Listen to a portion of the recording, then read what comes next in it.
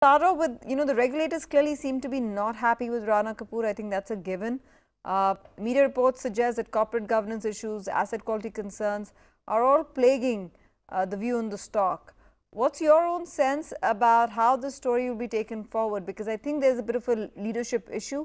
How do you think that will be dealt with?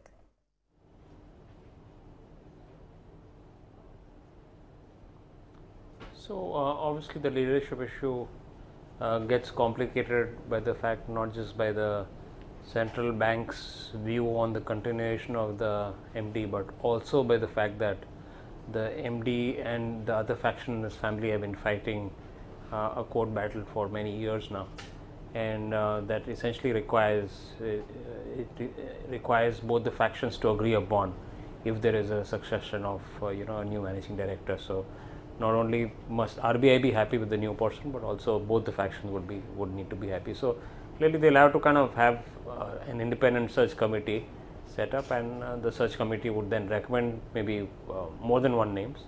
I think that would reduce any wasted time, and then once both the parties agree, they'll have to forward it to RBI and get RBI's prior approval.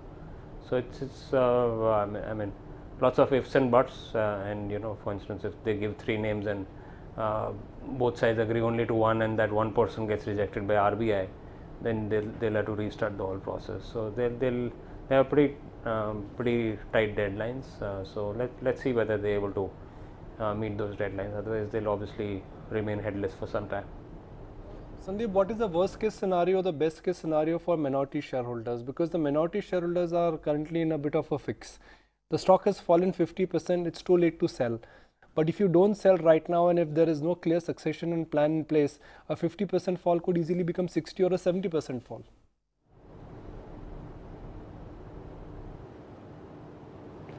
So actually there is no best case scenario for minority shareholders.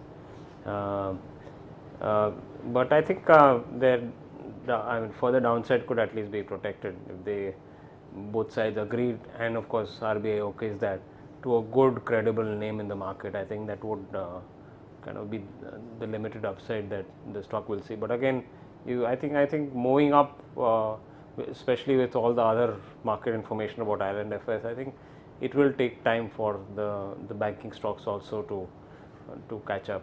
So let's see. I think the upward journey is going to be kind of slow and difficult, but I think the minimum required would be to have a very credible person as the next CEO MD, who would then take charge and take the bank to the next level.